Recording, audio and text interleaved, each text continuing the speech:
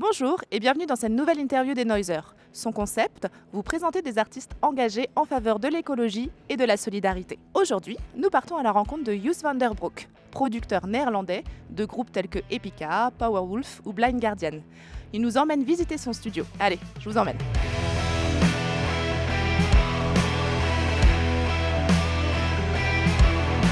Welcome to Sunlane Records facilities. We're here today with Joost. Yes. Thank you very much for having us. Well, glad to have you here. Yeah, thank you. Welcome here in Ayreon. It's the south of Holland. And well, we're here in a very small village. Actually, no one in the village knows there's a studio here. Okay, I was wondering because it's at the end of an alley. So. Yeah, so that's very funny. I think even the neighbors don't know. So it's very like, very closed here. Okay. And that's a good thing because we do also many bands here that not a lot of people know on the streets. Yeah. But yeah, we're here in the main room. This is actually, the studio is built a little bit like it also could be the room at your own house. And this is the main room where we also sit and relax in between of recording sessions, where we do have meetings and all that kind of stuff. On the walls, of course, there's a little collection of everything we did here, and I work here with bands like Epica, Powerwolf, Blind Guardian, Ayreon. Yeah, as you see, we also have a few snare drums over here. So a few. That's quite important. Yeah. And let's move on to the control room. So this is what we call control room 1, and it's actually the main control room of the studio with the most outboard gear and the most knobs. It's actually connected to all the rooms in the studio, but mainly when we sit here, we record in the big live room. So we can place many mics and inputs there, and they all come over here at the mixing desk. We make the sound also with the outboard gear. And, this is quite a bigger room. You can hear it's quite dry, right, indeed. for your true. ears. And that's also why you can mix here. You can really focus on the details of the sound. Yeah, so over there you first have a little hallway, and then you have another room, which is even drier, where you, for example, can put extra amplifiers or a vocalist, so it's completely isolated, so to say. All right, and here also you have a little isolation booth. So sometimes when we're playing with a band over here, we put like a vocalist here, so he or she can still be connected to us, but we don't really have so much bleed on the microphone. Okay. Yeah. So, and this is the big live room, and this is of course a very important part of the studio. You see that it's quite spacious, it's quite wide, it's quite high. If you look very closely, none of the ceilings or wall are straight. So that's actually made for the sound never to start resonating.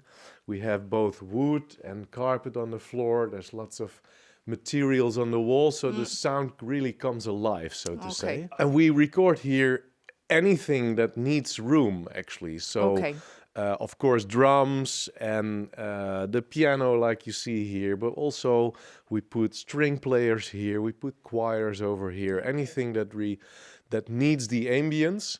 But sometimes with some productions, I also really sit here with the whole band, and we do pre-productions or even sometimes live recordings. Like the last album that we did with Epica was actually, the bassist was recorded in the room with all the musicians there. So that was very interesting. And like you see, we have lots of keyboards here, lots of amplifiers, so lots of microphones, lots of drums. It's really one big playground. We really try to make a creative playground, so to say. Well, over here, I mean, this looks a little bit messy, but it's a little stage, as you can see, just very, and the wood is kind of floating. So when I have drum recordings, I mostly place the drums here facing that way, and it's quite a loud kind of chamber kind of feeling, and sometimes I take away like all the the absorption. Okay. And then the drums get even more roomy and loud. So the heavier drums that I do for the bands that I produce are placed on this stage and then facing that direction. And whenever I do something that needs a bit more of a tame sound, I do it on the carpet because it's more quiet sound-wise. And sometimes we change something. So we had sessions where we put like wooden panels on the floor, and these wooden things there, they were made like in the last year to make it more diffuse. Okay. So yeah, and we shape the room with these kind of things, so really we can do a lot here. Why the holes?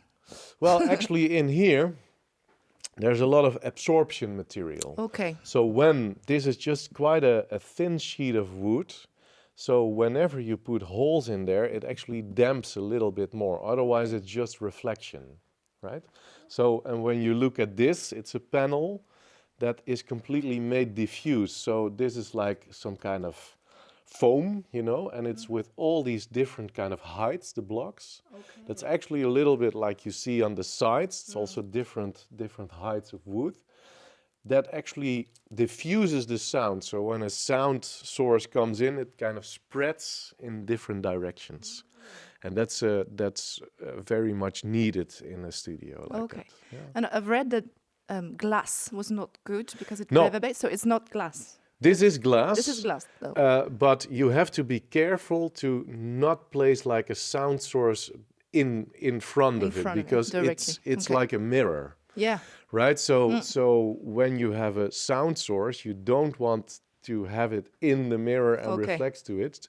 That's why these glass here is all off, so it really goes down if you look at it. Oh, right? yeah. It's yeah, not true. square. It's really, and all these windows are just a little bit like that. So even if you're in front of it, it kind of reflects to another way. But in the end, we want to have some light and spacious feeling. So that's also why we have the glass over there, because we want daylight coming in. You know, I don't want to be in a studio that is completely dark. So I want to see a little bit of what happens outside of the studio. I guess for the musicians as well. Definitely, yeah. You really have a different energy than when you still have the daylight. Okay.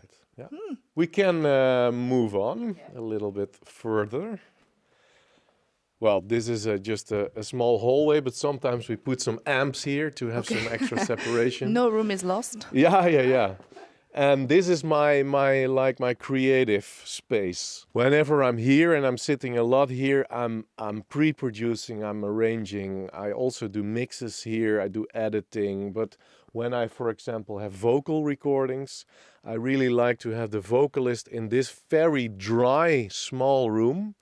So this is the driest room of the studio, so it's very absorbed. This is all soft. So whenever I have vocal recordings, I place the vocalist here, facing this wall, because it's completely damped. And then I'm here with just the vocalist working on the vocal takes, so we don't need the whole room and we don't need a lot of people there, so that's very nice. That's the basis of it all. The basis. Yeah. That's very cool. Yeah.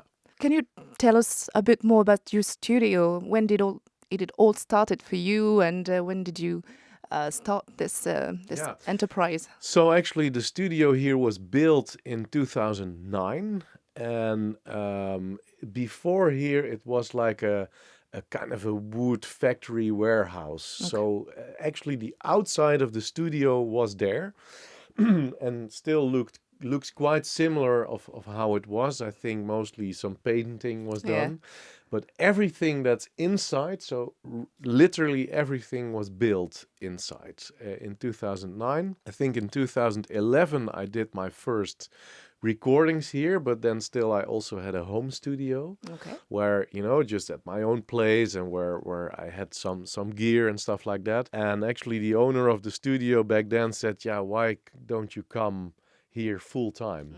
And that was a great idea. And that's now like 10 years ago.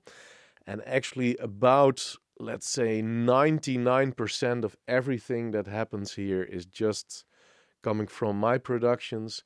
And sometimes, just one day a year there's a recording of something else. Okay. I work here every day with an engineer. Okay. So he sits either here or in the studio above us, and he does editing for me and mix prepping and all that kind of stuff. So we really work together as a team. And yeah, that's how it all started. I have like a little Spotify portfolio list, and I think there are like 12 or 1300 songs in there. I think I produced already like over 100 albums, which is quite a lot. It's a lot.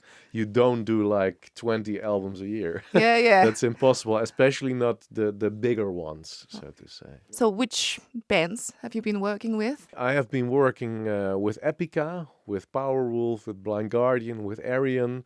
Those are the main names that I work with already for many years, actually. And I do many mixes also for bands that I don't produce. So people recorded that in some other country, some other studio. They send the files to me and I mix it. I'm very happy with, the bands I work with and the opportunities I have to do, because all great bands, great people to work with great musicians, with great material to work on. And they really aim for the big sound, the big symphonic sound. So that's really what I like to do a lot. Yeah. Is there a band that you've never produced that you'd like to work with? Well, actually, the fun thing was that I always have been a big Blind Guardian fan. So I was really like back when I was at high school, I was really wearing the shirts. So now I'm searching for a new band. So that was like a dream come true. Yeah, definitely. So you played at Hellfest? Yeah. Okay, so you know the festival of already. Of course, yeah. It's one of, I think it's the best at the moment. It is. Yeah. It is the best. I was very impressed when I was there at 2019, and it's really like the biggest thing I've ever seen. With this association, we try and raise ecological awareness. That's the goal. We think that music can really send a message. You've been touring a lot. Yeah. What is your view about the impact of touring, of the music industry on our environment? Yeah. I must say I find that really difficult, because I did a lot of touring and I still, I visit the bands that I work with on festivals and shows. And there's so much traveling going on, the big trucks, lots of waste, lots of people involved, flights, of course. I have a little bit of an issue with that. I do understand that as a band, of course, you want to play, you want to tour. That's how you make your living. Especially when I see a festival, to be very honest, and I see like 50 nightliners lined up. These buses are driving, like for weeks and weeks, and they're all making sort of the same stop, because many bands play at Hellfest, then go to Wacken, then go to Graspop, then go to Download, whatever. So when the Corona started and bands were doing these big live stream shows, I thought, okay, maybe we found something here that, of course, I understand cannot replace the whole industry right away, but maybe can add a certain element that can also spread their music even wider than they can travel. Plus, it's not that bad for the environment, right? Because you don't have flights to all the countries in the world, and you do your show and you spread it to thousands and thousands of people. I saw something there that I thought was very interesting, very also economically interesting for bands to do it like that. I actually hoped that would bring some kind of a new wave there. For example, when you release an album, back in the days you did like a CD presentation and you did one big show. To do that through a live stream or through an online event is a great thing, because you can spread it all out. And the same with big festivals doing the big live streams. That's also what you saw last year. That was heavily happening. That was really good. And I understand they still want to sell tickets. But then again, I hope there might be some way in between in the future. There is some development to make there on many aspects, not only ecological but also economical and it's logistically anything. And For example, I organize the Ayreon shows, so I do all the organizations for that. We try to keep the logistics as low as possible. And our idea is actually that we don't go to all the people in the world, but the people come to us. Of course, there's still traveling involved. But for example, we have a big part on the city camping in Tilburg. So it's very, there's no waste at all, no hotel rooms, stuff like that. So we try to think about that. So that's how we already try to change that around a little bit. Yeah, something you're thinking. Yeah, but you can't do it 100% right, obviously. But we try to think about it. Yeah, and I guess that nowadays musicians they're leaving out of touring in a way because you don't sell albums like before. So yeah, there is a lot of thinking and development to do, because you're very right that lots of bands, especially in the genre metal, are really earning their money by doing live shows, and maybe to make a split between doing part of it live in a digital environment through live streams and part of it still going to. But I guess it's clubs. not the same for the musician when you play in front of an audience and So it has a lot of pros and cons. So I do totally understand all the negative sides, and it's maybe not that exciting, but I do feel that when you travel with 20 people all the way to Australia, that also costs a lot of money. You need lots of flights and all your gear and stuff like that just to do like 3 or 4 shows. Yeah. That's difficult. Not all bands can do that. So, true. I've heard that I think it's Coldplay who has stopped touring all over the world. But I mean, it's Coldplay, so they can. Yeah, so that's the thing, right? I mean, a band who is huge, they can keep on doing huge things and still earn money. These guys are probably already not doing it for the money anymore. Yeah. I don't know, but I can imagine they have enough. they have quite some money. We are in a very, very fast developing world that also in the digital domain can almost do anything, right? So I do feel things will, maybe not within 2 years, but within 10 years, things will be looking differently. Okay. Yeah. And do you think that maybe bands can do something when they're touring, like on stage, having not the plastic bottle, for instance, or in backstage eating maybe less meat or something like that? Definitely. I mean, you see quite a development within bands that either are vegan or vegetarian. So that wave already has come there. You also see people who are quite ambitious with that, spreading that kind of vision. For example, when we do the Ayreon shows, we have in the whole venue these reusable hard plastic cups. Okay. You have to buy it sort of, and you can give it back, and then you can or get some money in return. With Ayreon, we actually try to ask the people, okay, when you return this cup, you hand it over and we give that money to a good cause. Yeah. And of course, the merchandise is for bands a very big business. I probably don't need to explain to you, it's quite a bad business,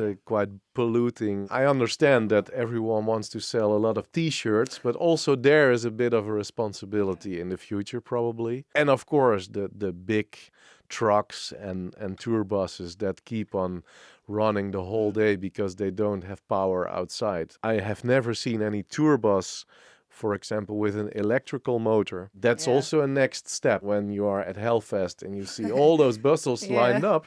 Feel less guilty. It's really a lot better. You know? Maybe another way of spreading the message as well is to use your voice as a famous artist. Or do you think that no, it's not their job? Or it really depends on the style of the band. For example, a band like Epica is a bit more engaged to topics that are sometimes a little bit more like the things that people struggle with. So for them to spread a bit of a message in lyrics about the environment and stuff like that, I can understand. But for example, a band like Powerwolf, it's not really possible to do a lot on stage in their lyrics. It's not the same message. I think most bands can really do it around, on websites, on their socials, and make some awareness, of course. And of course, in how they handle their business.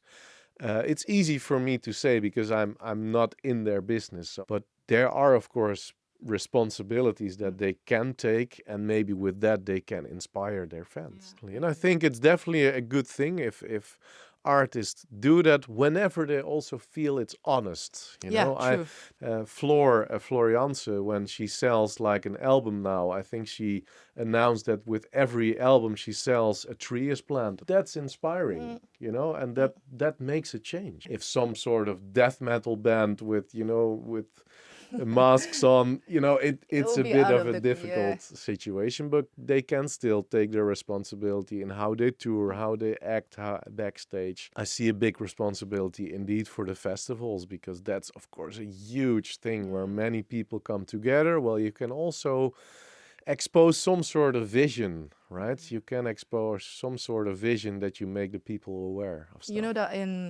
Cindy has interviewed one of the director of the Hellfest, Johan. She asked him about how the Hellfest could change, and they were very trying to do things and trying to bring something new. At least they're trying, and they have this consciousness. And I understand it's very difficult. It's probably also the first steps you take cost quite some money. Not everyone likes it per se, so you have to convince people, but at least if you make small steps, and especially those big festivals that give, a good example, and also with the bigger bands that give good examples, within, smaller gigs, that mentality can also change. In your studio, what do you think could be done to reduce your impact? Well, we try to be quite efficient with the power and the heating that we use, because not only that became very expensive last year. If you compare this mixing desk, it almost takes as much power as a whole household. So whenever you turn this on, it's taking a lot of electricity. It also creates a lot of warmth, and because of the warmth, the airco system here has to work even harder. So whenever I know this room is not being used for a whole week, the heating gets as low as we can, still to be good for the instruments. Because if you go too low, the grand piano will be broken in the end. So that's also not what you want. We are looking actually into the option for solar panels on the roof. So all that kind of stuff. We try to be as efficient as possible. We also separate our waste. So that's a small thing, but very important. We do whatever we can. Little by little. Yeah. Cool. Definitely. Yeah. Well, thank you. Thank you very much. This was a very interesting talk, both musically and wider than that. So. Well, thank you very much for your time. You're welcome. And for introducing the studio to us. You're very welcome.